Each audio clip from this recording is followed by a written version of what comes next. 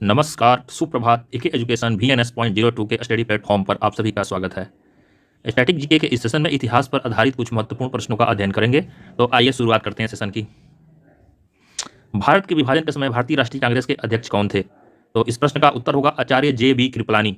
अगला प्रश्न है, अध्यक्षीय संबोधन के समय किस कांग्रेस अध्यक्ष ने हिंदी भाषा के लिए रोमन लिपि लागू करने की वकालत की थी? तो इस प्रश्न का उत्तर होगा मौलाना अबुल कलाम आजाद ने।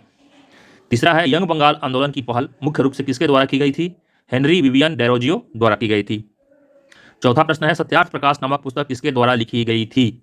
स्वामी दयानंद सरस्वती द्वारा लिखी गई थी सत्यार्थ प्रकाश। अगला प्रश्न है, भारतीय असंतोष का जनक किसे कहा गया था? तो भारतीय असंतोष का जनक बाल गंगाधर तिलक को कहा गया था।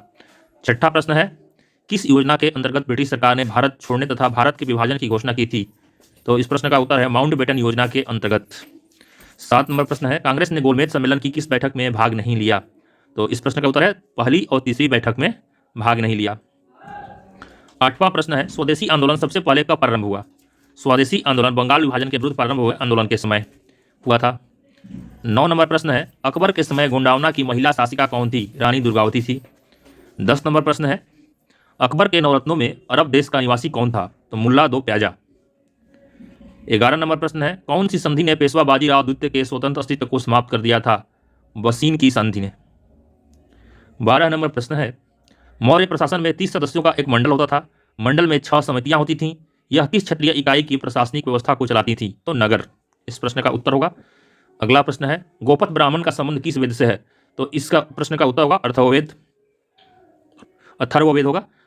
14 नंबर होगा, राजा राम मोहन राय को राजा की उपाधि किसने दी थी?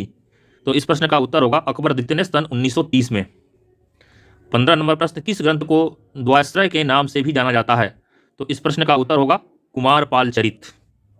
16 नंबर प्रश्न है, फिरोज तुगलक ने बड़ी संख्या में तांबा तथा चांदी के मिश्रण से निर्मित सिक्के जारी करवाए। उन्हें क्या कहा जाता था? अद्धा एवं विख।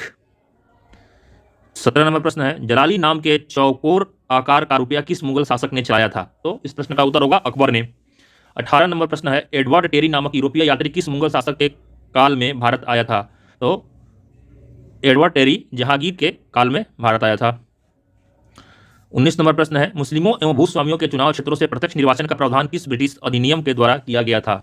तो मार्ले मिंटो सुधार 1909। इस प्रश्न का उत्तर होगा। प्राचीन भारत के कौन से अभिलेख प्रथम पठित अभिलेख हैं? अशोक के अभिलेख। इस प्रश्न का उत्तर होगा। 21 नंबर, बोधिसत्व किसे कहते हैं? तो इस प्रश्न का उत्तर होगा मोक्ष प्राप्त करने वाले व्यक्ति जो मुक्ति के बाद भी मानव जाति को उसके दुखों से छुटकारा दिलाने के लिए प्रयत्नशील रहते थे। 22 नंबर प्रश्न है, इस सेशन का महरौली स्तंभ लेख किसका है तथा उसे दिल्ली कौन लाया? महरौली स्तंभ लेख संभवतः चंद्रगुप्त द्वितीय का अभिलेख है, जिसे फिरोज तुगलक के समय दिल्ली महरौली में लाकर स्थापित किया गया। थोड़ा सा स्पेलिंग मिस्टेक है तो सही पढ़ लीजिएगा। 23 नंबर प्रश्न है, अमोद वर्ष प्रथम किस वंश का शासक था? उसने किस ग्रंथ की रचना की? राष्ट्रकूट वंश ग्रंथ कविराज मार्ग। अमोद प्रथम किस वंश का शासक था? तो राष्ट्रकूट वंश का था और ग्रंथ कविराज मार्ग है। इस प्रश्न का उत्तर की रचना की थी। 24 नंबर है, सोमनाथ कहाँ स्थित है? उस पर महमूद गजनवी का आक्रमण कब हुआ? वह उस समय यहाँ का शासक कौन था? तो इस प्रश्न का उत्तर होगा सोमनाथ कठिवाड़ गुजरात में स्थित है। 1025 ईस्वी में महमूद गजनवी के आक्रमण के समय यहाँ का शासक भीमदेव था। 25 नंबर प्रश्न है, मोहम्मद गौरी भारत से वापस जाते समय अपना साम्राज्य किसे सौंप कर गया था? तो कुतुब ऐबक। अगला प्रश्न है, चौथा और सरदेशमुखी क्या थे? तो यह मराठों द्वारा वसूले जाने वाले कर थे। चौथ में राजस्व का चौथा भाग एवं सरदेशमुखी में राजस्व का 10% वसूल किया जाता था। 27वां प्रश्न है, शाहजहां द्वारा निर्मित 2 प्रमुख मस्जिदों के नाम बताइए। तो 2 प्रमुख मस्जिदें थी, मोती मस्जिद आगरा एवं जामा मस्जिद दिल्ली। 28 नंबर प्रश्न है, अकबर ने प्रार्थना गृह का निर्माण कहाँ करवाया? यह किस नाम से जाना जाता है? तो अकबर ने प्रार्थना गृह का निर्माण फतेहपुर सीकरी में करवाया। यह इबादत खाना के नाम से जाना जाता है। 29 नंबर प्रश्न है, खानवा के युद्ध का क्या महत्व है? तो इस युद्ध में बाबर ने राणा सांगा को हराकर समस्त उत्तर भारत पर अपना प्रभुत्व स्थापित कर लिया था।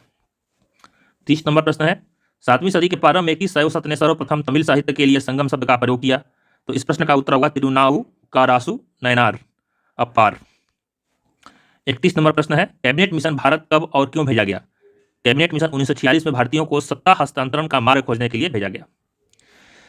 32 नंबर प्रश्न है, ब्रिटिश सरकार द्वारा भारतीयों से परामर्श किए बिना भारत को द्वितीय विश्व युद्ध में भागीदार बना लिए जाने के विरोध में व्यक्तिगत सत्याग्रह का रास्ता चुना गया।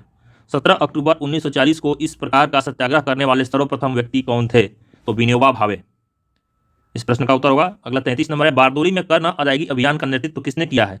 तो इस प्रश्न का उत्तर होगा सरदार पटेल ने। 34 नंबर प्रश्न है, भारतीय इतिहास में 6 अप्रैल 1930 की तिथि इसलिए जानी जाती है महात्मा गांधी द्वारा दांडी मार्च हेतु। 6 अप्रैल 1930। 35 नंबर प्रश्न है, कांग्रेस के 1906 के कलकत्ता अधिवेशन में स्वराज को मुख्य लक्ष्य के रूप में किसने घोषित किया? तो दादा भाई नौरोजी ने। 36 नंबर प्रश्न है, किसने कहा था अगर सरकार स्वतः स्वराज्य का दान देती है तो मैं धन्यवाद दूंगा, लेकिन मैं इसे स्वीकार नहीं करूंगा जब तक कि मैं उसे स्वयं हासिल न कर पाऊं? तो यह कहा था बिपिन चंद्र पाल ने। 37 नंबर प्रश्न है, अगस्त ऑफर का क्या लक्ष्य था? भारत को औपनिवेशिक स्वराज्य देना अगस्त प्रस्ताव का लक्ष्य था। 38 नंबर, किसने कहा था अगर सरकार स्वतः स्वराज्य का दान देती है? तो ये 2 बार प्रश्न आ गया है, बिपिन चंद्र पाल होगा इसका उत्तर। अगला प्रश्न है, अछूतों और निम्न वर्ग के लोगों को प्रांतीय और केंद्रीय विधान परिषदों में स्थान सुरक्षित करने के लिए 1932 में महात्मा गांधी और भीमराव अंबेडकर के बीच कौन सा समझौता हुआ था? तो इस प्रश्न का उत्तर होगा पूना समझौता। अगला प्रश्न है, महात्मा गांधी ने कब और किस तनाव से दुखी होकर 21 दिन तक उपवास रखा? 1924 ईस्वी में सांप्रदायिक तनाव से दुखी होकर।